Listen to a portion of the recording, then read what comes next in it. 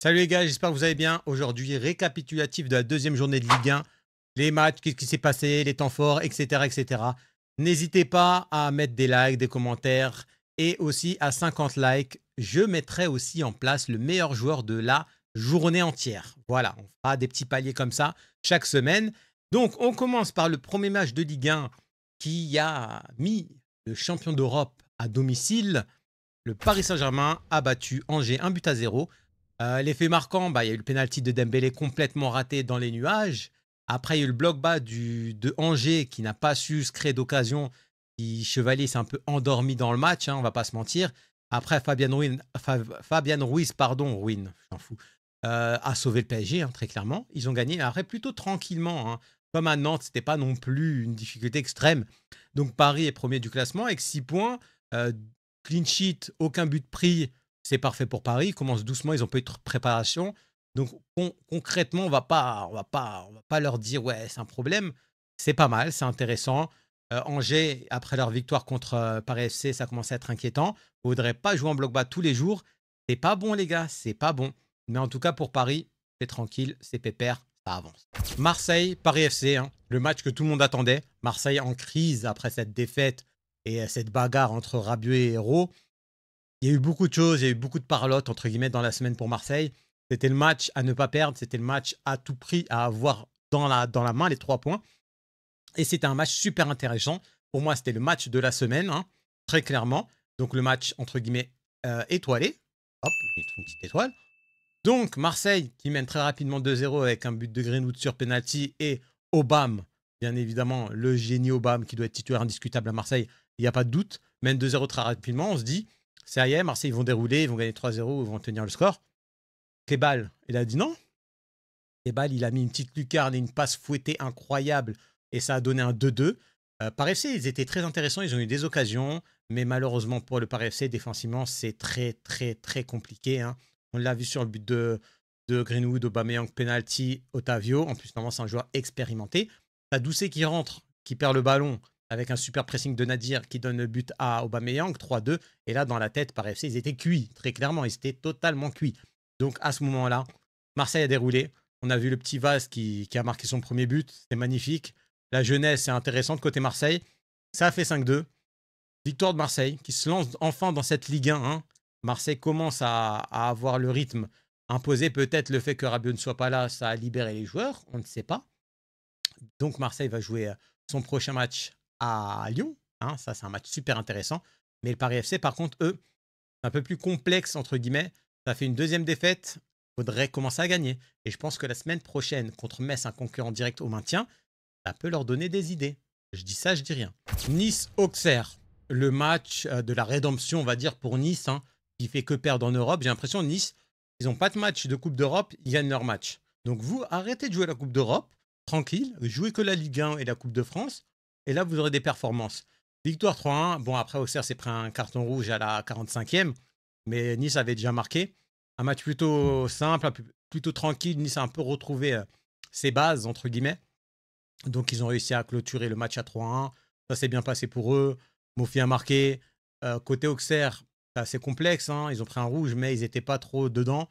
J'ai l'impression qu'ils n'ont pas osé, entre guillemets. Auxerre doit un peu, je trouve, doit un peu plus se donner pour rester en Ligue 1 déjà, parce que c'est une équipe qui va jouer le maintien. Essayez de faire comme l'année dernière. Ça allait bien, ça s'est sauvé, c'était intéressant. Donc, essayez d'évoluer de cette façon. Mais c'est un match qui ne nous donne pas beaucoup de réponses pour la suite des deux équipes. Donc on verra la suite. Victoire de Nice qui prend 3 points, simplement. Lyon contre Metz. Lyon qui a gagné 3-0, dont un but de Fofana qui était partant. Un joueur extraordinaire, on l'a vu tous, son but magnifique. Lyon qui déroule. Lyon qui a 2 clean sheets, 1-0, 3-0, qui fait mieux que Paris d'ailleurs. Lyon qui, on voyait jouer le maintien ou en difficulté avec énormément de départs. Sa relégation en Ligue 2, puis ils sont revenus. Finalement, ils sont bien dedans, ils sont bien en Ligue 1, ils y arrivent bien. Ils n'ont pas trop de pression, donc c'est super intéressant à voir. Après, il y a l'Europa League qui va arriver, donc faire attention. Mais 6 points, c'est déjà très bien. On va pas s'en plaindre. Côté Metz, Metz, c'est quand même très inquiétant. On va pas se mentir. Metz, c'est super inquiétant. Après leur défaite contre Strasbourg, je pensais qu'il y aurait une petite réaction. Là, ça fait 0 points. Ils ont un match contre le Paris FC à Paris qui est très compliqué. Celui qui perd entre le Paris FC et Metz, c'est 0 points. C'est 0 points en 3 matchs. C'est très compliqué. Mais Metz a fait un match vraiment pâteux, on va dire. Mais pour Lyon, c'est super. Magnifique, rien à dire. Bravo à Lyon. Lorient-Rennes. Le deuxième match le plus intéressant de la deuxième journée de Ligue 1. Parce que quoi? Parce que Rennes a pris encore des cartons rouges. Et oui, je ne sais pas si c'est une tactique, mais il faut arrêter les gars. 2 cartons rouges au bout de même pas 15 minutes. Au bout d'un moment, dans un derby, t'as pas à faire ça. Ok, non, après, le premier, il y a rouge. Pas de problème, ok. Mais le deuxième, monsieur l'arbitre, le deuxième, t'as pas besoin de donner un rouge. Tu donnes un jaune, il n'y a pas de problème. Mais un rouge pour ça, voilà, c'est pas généreux. Hein. C'est pas l'esprit Ligue 1. Hein. Bon, après, c'est 2 rouges, hein, on va pas se mentir. Pour Lorient, c'est simple. Jouer à 9 contre 11, à domicile en plus. C'est facile. Après, Rennes a tenu 45 minutes. Bon, après, ça a coulé 4-0 et puis s'en vont, quoi. C'est un match à oublier pour Rennes. Hein. C'est pas un match facile à analyser parce que quand tu prends 2 rouges et il te reste 80 minutes à jouer, c'est assez complexe. Pour Lorient, ils ont assuré la victoire et ils ont assuré un goal average très intéressant pour le maintien. Ça, c'est super bien pour Lorient. Victoire à domicile dans le derby. C'est magnifique. Pour eux, tout bénef. Toulouse-Brest. Alors, un match assez équilibré dans l'ensemble. Mais un joueur comme Magri qui met un doublé, il a dit non, non, non, non, non. Il y a 2, on va gagner, on va être premier de Ligue 1 et puis c'est tout. Parce que oui, Toulouse fait partie des premières équipes de Ligue 1. Avec 2 victoires, Toulouse a 6 points. Et Toulouse en plus affronte un autre leader, le Paris Saint-Germain, la semaine prochaine, ce qui va être très intéressant. Donc je vous dis un truc, Toulouse, attention. Est-ce que Toulouse peut être le nouveau Brest? Parce que moi, en vrai, je vous dis la vérité, Toulouse, je les voyais vraiment jouer le maintien après leur phase de préparation contre Leipzig, etc., contre Al Nassr, El Nasser, etc. Vu les scores, je me suis dit, ça va être dur à Toulouse. Hein. Et finalement, ils ont prouvé le contraire. Ça joue, c'est intéressant, ça gagne. Donc au final, Toulouse a 6 points et Toulouse vit bien. Voilà, tout simplement. Brest a 1 point après leur match nul spectaculaire contre Lille. Là, ils ont craqué, tout simplement. Je trouve que c'est pas inquiétant. Brest, on sait de quoi ils sont capables. On les a vus en Ligue des Champions. Bon, l'équipe doit un peu se retrouver, entre guillemets, mais je pense qu'il n'y a pas trop d'inquiétude. On l'a vu contre Lille, le 3-3. C'est magnifique. C'est une équipe qui joue de l'avant. Donc, je ne m'inquiète pas pour Brest pour le moment. Mais il faut un peu se ressaisir à domicile. Il faut gagner les points à domicile. Voilà. Strasbourg-Nantes. Strasbourg qui gagne 1-0 après le raté fabuleux. Je ne sais pas si vous l'avez vu, il est seul face au cage, il la met au-dessus. Mais il s'est rattrapé et il a marqué à la 80e minute. Donc, tout va bien. Strasbourg gagne ses matchs tranquillement. Strasbourg gère la situation. Strasbourg a 6 points. Et Strasbourg fait la différence à domicile. Et bon, après, ils ont joué 2 matchs à domicile, contre Metz et contre Nantes. Donc, ils ont géré. Ils ont les 6 points à domicile. Tout va bien pour Strasbourg. Ils sont sur leur lancée du championnat. Ils ont un match important en Conference League. Voilà, ils le préparent bien. Ils sont bien. Ils ont géré la situation. Tout va bien. Côté Nantes, c'est 2 défaites, 1-0. Ça commence à être très inquiétant. Nantes, il faut se réveiller. Nantes, à un moment donné, offensivement parlant, il faut se réveiller. Parce que défensivement, en vrai, ils se prennent que 2 buts en 2 matchs.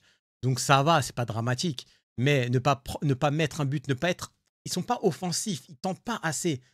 Je sais pas, mettez titulaire El Arabi au pire, je sais pas. Mais vous faire quelque chose, faut tenter des choses, Nantes, offensivement. Parce que c'est ennuyant. Et ça, c'est inquiétant. Je dis ça, je dis rien. Première victoire lensoise en Ligue 1 contre le Havre, au Havre, 2-1. Hein. Franchement, c'est pas mérité, puisque ça méritait plus un match nul en première mi-temps. Domination en termes d'occasion du Havre, sans problème. Lens a été très efficace. Ils ont réglé les choses après. En deuxième mi-temps, ça s'est un peu plus équilibré. Et je trouve que Lens a bien géré la situation. Ils ont réussi à garder le score.